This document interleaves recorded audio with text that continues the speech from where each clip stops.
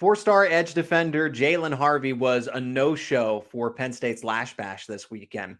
Could that spell bad news for the Nittany Lions? You are Locked On Nittany Lions, your daily podcast on the Penn State Nittany Lions. Part of the Locked On Podcast Network, your team every day. That is right. You are Locked On Nittany Lions. Thanks so much for making us your first listen and watch every single day. We are free and available wherever you get your podcast, part of the Locked On Podcast Network, where it is your team every single day. Also, your go-to podcast for HappyValleyInsider.com. I am Zach Seyko. I'm your host of the show. It's great to be here in August because football season, college football getting ready to start late August. You have high school football and then Penn State going up against West Virginia early September. Brian Smith is back from the Locked On Podcast Network, our recruiting expert, because that's what we're going to be talking in today's episode, plus some Big Ten expansion.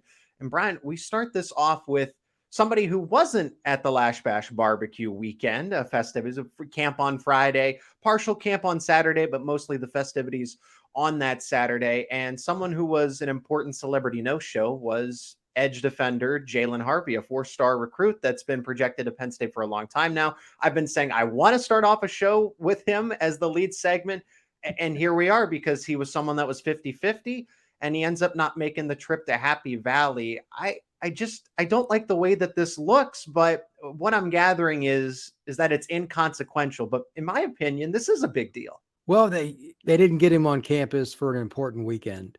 He's been there many times, but you always want to get kids back over and over again, especially when they seem like they're on the cusp, at least thought-wise, that they're going to commit.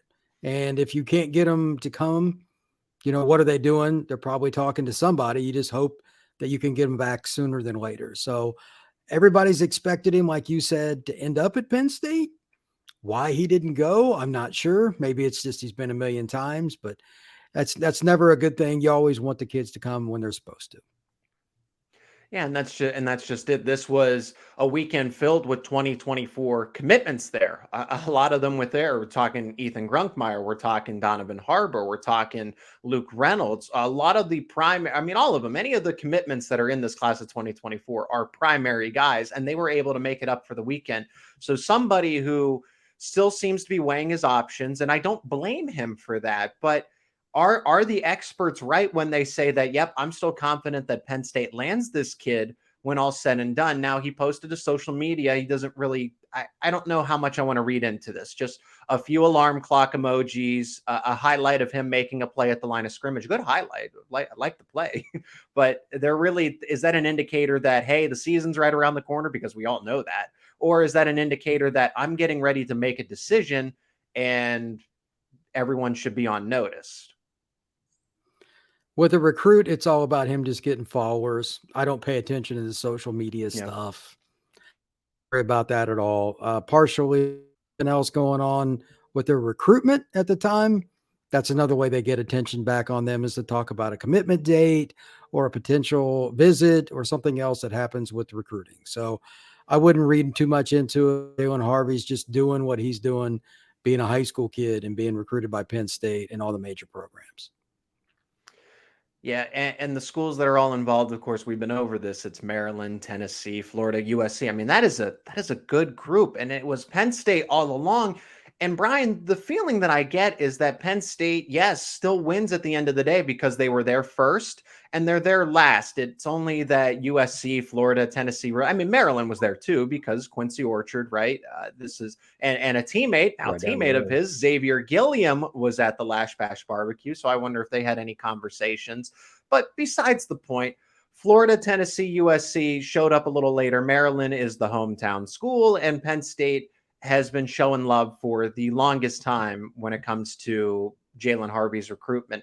And you got to imagine that that's going to pay off, but I'm not ultimately, there's no read because I think that you've mentioned on previous episodes before, the everydayers know this, is that he's not really outspoken about his recruitment at this point. He's pushed his date back a couple of times now. We're anticipating something there was an announcement made that his decision was going to be in a few weeks, and that came from mid to late July. So does that mean middle of August before the high school football season kicks off? Is that when we're going to get a decision from him? but there's no read on which way, if it's going to be, well, Florida's in there, well, it's USC, actually Maryland's making a comeback push, or Penn State's still out in front. I feel like it's a heated race between all 5 schools, unless behind the scenes somebody has backed off, say like a Tennessee, for example. We don't know how far ahead or how far behind they might be in the race, but that's the point. There's no indication. That's just part of recruiting now. A lot of the kids that are the elite players, once we get to this point, they kind of turn it off. They don't take the phone calls. They don't want to do the interviews. And oftentimes I'm guessing about as much as just the average fan. Unless you catch them at a game or an event and get an in-person interview, you're not getting them. They're just over being interviewed. So recruiting has changed. It used to be a long time ago, I could get 10 kids on the phone in a day. Those days are over. And they want to dictate the pace of the recruitment through their social media handles. It's not good for me, but that's just the way it is. And all the guys in the industry have had to adjust. And this is just another case with that. Again, you mentioned his offer list. Kids that have an offer from Florida and Tennessee and stuff, and they might just kind of be afterthoughts as program. That tells you what kind of prospect this is. So, yeah, I think that we're just going to have to kind of wait and see which schools he visits in the fall. Even if he commits early, I'd imagine he would take more visits. That's just kind of the name of the game now. Yeah, that's par for the course. So Penn State is recruiting the right kind of kid if they're doing that, though, because that means he's an elite prospect. Watching Harvey's film, that also kind of signifies he's an elite prospect too. Yep. 4-star edge defender. Nothing more can be said about that. Listed at 6'2". So solid size, but he's very speedy. If you're concerned about maybe, well, he needs to be 6'5", 6'6", that's not the case here. And I think that they can experiment with Harvey in the fact of, do they put him on the line of scrimmage, or do they get him in that off-ball linebacker position where he's just basically a free range blitzer? I anticipate that he'll be like Malachi Williams. He'll put his hand on the dirt, but you never know, because his profile does match up more to a Micah Parsons and an Abdul Carter, where he could stand up and just be a freelance pass rusher, if you will. You can get creative with him. I don't know what kind of pitch they're giving to Harvey, but I still like their chances. I just don't feel as good. If he goes, then I'm completely sold. And I put in a prediction that says that Jaylen Harvey is going to Penn State. But to pass up on, this is basically one of the biggest events for Penn State recruiting, and it shows because of how many 2024 commitments were there. It is Locked On Nittany Lions. So speaking of priority Penn State recruits, is there a chance that Penn State could land one of the most coveted cornerbacks out of the JUCO ranks, someone who's 6'4"? We're going to talk about that in just a second, but I want to talk about one of our premier sponsors, and that is eBay Motors, who is sponsoring today's episode. For a championship team, it's all about making sure every player is a perfect fit. And it's the same when it comes to your vehicle. Every part needs to fit just right. So the next time you need parts and accessories, head to eBay Motors. With eBay Guaranteed Fit, you can be sure that every part you need fits right the first time around. That's the most important part. Just add your ride to My Garage and look for the green check to know that your part will fit, or your money back. Because just like in sports, confidence is the name of the game when you shop on eBay Motors. And with over 122 million parts to choose from, that's right, 122 million parts, you'll be back in the game in no time. After all, it's easy to bring home a win when you have the right parts, guaranteed. Get the right parts, the right fit, and the right prices at ebaymotors.com. Let's ride. eBay Guaranteed Fit, only available to U.S. customers. Eligible items only. Exclusions apply.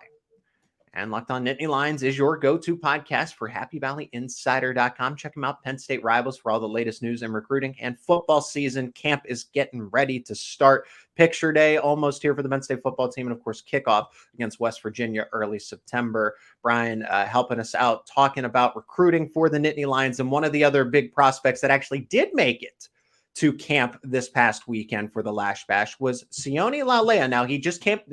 This is something that you're going to be familiar with, Brian. You're also the publisher for All Hurricanes Fan Nation, because Laulea just actually visited Miami, took a 2-day visit, but then made arrangements to fly up the East Coast with his mom. That was the most important part about this visit, was that he already had an official visit, saw it on his own, but then felt so compelled to bring family members back this time around. And they were both sold on it. Both mom and son loved the trip back to Penn State. And Sione Laulea becomes Penn State at least becomes a serious contender to pick up his recruitment. Now, this is going to be a long time in the making because October 8th, his birthday, is when he's going to announce his official commitment. This is for the class of 2024. He's a JUCO cornerback, but really tall, lengthy, 6'4". Brian, he's got all the potential in the world and somebody that Penn State believes could play right away if he were to commit to the Nittany Lions. He's a really rare kid because most guys that are over 6'1", they can't play corner. I don't know if he's really 6'4" or not, Okay. but he's at least, I mean, just watching the film, he's 6'2", 6'3". And if you're in that range, we're good. Yeah. I mean, you can never have enough length at corner. It's just hard to find him. And he's a kid that kind of went under the radar, ends up at JUCO, and now every school in the country is trying to get a hold of him. So I enjoyed his film a lot. Miami definitely wants him. They got his teammate already for this season. I don't know where he stands. It's a kid I haven't spoken to, but Miami allegedly had a good visit, and it sounds like Penn State did it even better. I wish I knew his timeline. That's the curious thing, because he's not going to sign until December. But when does he make his decision? Because he's going to impact how Miami and Penn State recruits corner moving forward with the high school kids too. Because if they get him, that takes a spot. So I'm curious to see what his commitment date ends up being. And this makes a lot of sense here for someone like Sione Laulea, not in terms of geographic, right? Geography here, because he's coming all the way from a JUCO program in California, and then he'd be flying all the way over to the East Coast. Now, USC, UCLA are in the Big Ten for the 2024 season and beyond. So I guess there's that logistic, and USC is a contender for his commitment as well. But looking at it from Penn State's point of view, Laulea fits in the fact that Penn State just has had such a good track record when it comes to developing JUCO defensive backs. So no, Laulea won't necessarily, he's going to be more of a guy on an island. He's going to be your Kalen King type of role, your Joey Porter Jr., where they entrust him to shut down a side of the field, not necessarily a Jair Brown or a Jaquan Brisker, who have done well as safeties. And of course, credit Terry Smith, Anthony Poindexter, all the guys that work with the defensive backs. But he's more going to be focused as a man-to-man corner, a boundary side of the field, which is, I'm all for it. It's very interesting. His build, you would think that maybe he'd be a safety that would play over the top, play center field for Penn State. But if he's got good man-to-man coverage skills, I'm all for it. It's just different. But Penn State does have, like I said, a good track record, a great track record with taking prospects who have to go through the JUCO ranks, and that's fine. There's no disrespect to that. They have a different path, but they come to Penn State. Jaquan Brisker, Jair Brown, both have been day 2 draft picks after going to Lackawanna College, coming to Penn State, and then turning into serious NFL prospects. Brisker, great season. Jair Brown, all the potential in the world with the 49ers. So I imagine that's what Penn State's saying to someone like Laulea. Yeah, getting a kid that's local, like having a junior college down the road. If you've got a kid, you can get, and then they've had success with them. I think that kind of opened their mind a little bit more, because Penn State's never been a JUCO program, not in my lifetime at least. No. When I was younger, they didn't even take junior college kids at all. So I think that's good that they're kind of looking at being broader with it. I'm curious to see what they would do with him, because I think he could play anywhere in the secondary. Mm-hmm. Maybe Penn State would move him around depending on who they're playing. Like if you go against an air raid team, maybe you play him at nickel against a bigger guy. There's all kinds of possibilities. Yeah. But that's why you want length. That's why you want size. So you have those options. The boundary point is a good one. He's probably going to be matched up with that 6'3", 215-pound guy that every team seems to have nowadays. It could be a bottom of the Big Ten team. They'll have somebody like that that's a pain to cover. You got to have a big corner to go against him. He's a good fit for it. So currently listed at just under 6'4". I'm going to get that right. 6'3.5", 180 pounds.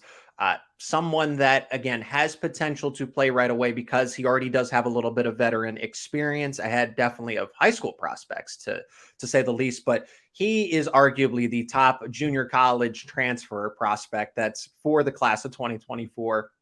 And Jaquan Brisker played right away coming in. So did Jair Brown. Now, someone like Tyrese Mills, who also comes over from Lackawanna College, we're still waiting to see what his potential holds, but that's besides the point. Every player is different, but those guys play right away. So there's no shame in seeing Sione Laulea play for the Nittany Lions if that does ultimately happen. Again, this is going to be a long recruitment. It's going to go into October. He's doing his due diligence, so time will tell. But Brian, I'm glad that we agree that there is there's a lot of potential here for someone like him, especially if he does commit to the Penn State Nittany Lions. Now, this is beyond, and now Lasch Bash is good. It's good to see some. I attended the Friday camp. It was a lot of fun to see some of the up-and-coming players, to see some of the youngsters go at it, like, say, a sophomore, a class of 2026, 2027, take on someone for 2024, 2025, and look pretty even with their counterparts when they went on the one-on-one drills. That's what is so impressive, is that the talent gap, you could barely notice the age difference. Of course, the seniors stood out. They're bigger. They're more developed. That's pretty usual, right? But to see some of the sophomores, it's like, hey, they won that round against their senior counterparts. That was impressive.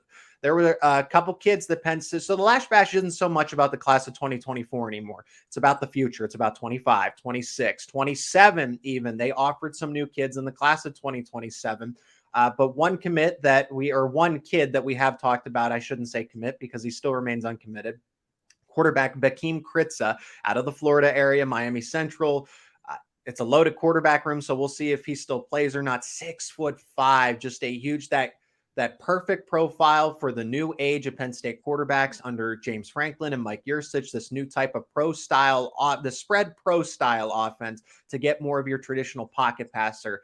And Bekkem Kritza fits the mold. And it seems like he had a really good visit to Penn State. Class of 2025 prospect.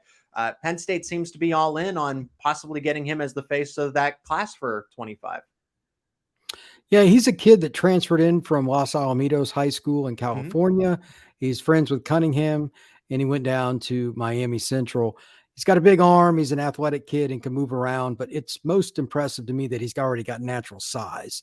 I don't know how big he's going to get, but if he's 6'4", 6'5" already, it kind of makes you wonder if he's just going to be a monster. He could end up being a 6'6", 250-pound kid by the time he fills out. So quarterbacks today come in many different shapes and sizes, but this I do know. Playing at Miami Central, he's going to get challenged because their schedule is insane. They were national champs last year, so he's going to get challenged for as long as he's there. And that Penn State will know exactly what they're getting. And we'll stick with the class of 2025 for just a second, because I wanted to give you another quarterback counterpart in the class of 2026. I'll leave that as a quick tease, but James Flanagan attended Penn State's Lasch Bash barbecue. Had a wonderful time. It looks like all the reports indicate this is one of the best tight ends in the class of 2025, but he is truly a legacy. Grandfather played football. Dad played football at Notre Dame. All signs would naturally point that this Flanagan is going to end up with the Fighting Irish, but maybe Penn State's making a push here. Well, if you visit, you got a chance. I would bet on Notre Dame because they're recruiting him hard too. Yeah. Notre Dame already has an elite tight end in their class of 25. So maybe that makes it easier for Penn State. It's hard to say, but if he came all the way out, then he's interested. And Penn State's done a great job with their coaching staff over the last couple of years, recruiting early and getting in on kids. And this is how you do it. The Lasch Bash is a great way to do it. It's not hard to sell Penn State once you get kids on campus. So I haven't heard any feedback yet, but that's one to keep an eye on because Penn State needs a tight end in that class just like everybody else. So very good prospect. 6'5", 220 pounds, already as a junior. As a rising junior. So if he already has, now he'll add the weight, but the height's already there, and he might even become 6'6", 6'7" when all's said and done. So he's really going to be a premier target in general, just across the board. And there really isn't any indication of, Notre Dame, he has a top 10 or a top 5 even. But the fact that, yes, Notre Dame is going to have probably the first crack at this recruitment since his dad is Jim Flanagan. But the younger James Flanagan still has some time to make a decision. But it was interesting to see that he made the Lasch Bash barbecue along with this list. Now let's go to 2026, Brian. And quarterback Noah Grubbs down in Florida. This is a name that you're also familiar with as well. Kind of like Bekkem Kritza, a prospect with a lot of potential, and Penn State recruiting him now very early. He just recently received an offer over the weekend. And Grubbs, 6'4", again, going along with that. The days, I want to point this out for Penn State fans. A lot of times you are not going to see and as long as Mike Yurcich is at Penn State, I'm not trying to get into a debate of if he's going to stay for the next 5 years, 10 years, or if he's looking for a head coaching job or in the next season or two. That's not what the question is here. But as long as Mike Yurcich is the offensive coordinator and the quarterback's coach, you are going to find guys more so with the build closer to Drew Aller than as opposed to Trace McSorley. That's just the way it's going to be. So as fans might like that a little more, you get your NFL prototype quarterback of the 6'5", 6'4", 240, 250 pounds in that frame. And that's what consistently Penn State is recruiting. They're just not going after 5'10", 5'11", dual threat quarterbacks anymore. That's just not what they're interested in. Yeah, Grubbs is a kid I know pretty well in terms of like where he's from, because it's not that far from me. Mm-hmm. And he's been on the camp scene. I've seen him in 7-on-7, and he's a big kid. And he can Yep. really throw a bullet. He can move around. He can make plays outside the pocket and off kilter. Like he can be in a different angle than you would like, but he can still complete it. And he's also still got 3 years of high school left. So it's going to be kind of interesting because he plays at Lake Mary. He's going against good competition. Now that he's known, how well does he programs around the country, Penn State, Notre Dame, Florida, and all these different schools are after him. Now that he's got the bullet on him, let's see what he can do. But as you said, the size is there, the strength, and all the intangibles. I know some people around him that have been involved in his training. They're very, very high on him, and he's got a high IQ. So now it's just up to him to get better. So it's interesting Penn State jumped in so early too, because quarterback recruiting can be very different than any other position. That tells you what James Franklin and his staff thinks of this young man. As a sophomore, a rising sophomore, he's listed at 6'4", 220 pounds. And if Penn State is that out in front of his recruiting for someone who's barely a sophomore at this point, school hasn't started just yet. It's good to see that this is something that, again, this is kudos to Grubbs himself, a prospect and someone that we're bringing up on the show this early. That means that he is someone worthwhile keeping an eye on as the recruiting scene unfolds for that class of 2026. Brian, let's transition to the final segment of the show, and this is different from recruiting. I mean, it's going to affect recruiting one way or another if it's all said and done, but this is a massive rumor that is getting ready to maybe turn into a bombshell headline. Something got leaked to the media. Maybe it's true, maybe it's not. And these were always two schools that were rumored to go to the Big Ten, but now two other ones have been included as well. And with the Pac-12, the Pac-8, the Pacs 8, 7, 6, 5, 4, 3, 2, I don't know how many. That conference is doomed with the way that the Big 12 has gone in, and they're starting to pull schools. Big Ten made the first move with USC and UCLA. And now it looks like Oregon and Washington could be on their way out as a package deal to go to the Big Ten. And then Florida State and Clemson could be that next pair of schools. And this is how it's not going to work. Schools aren't going to go from conference to conference by themselves. They're not going to go all alone. They're going to take a buddy. This is a buddy system for conference expansion or realignment, because you're not going to take even an Oregon and a Florida State separately. You're going to take almost companion schools, a USC, a UCLA. Now, Colorado doing its own thing kind of with because the Big 12 is just expanding. It's just doing what it can. But the Big 10 is allowed to be strategic because they hold all the cards.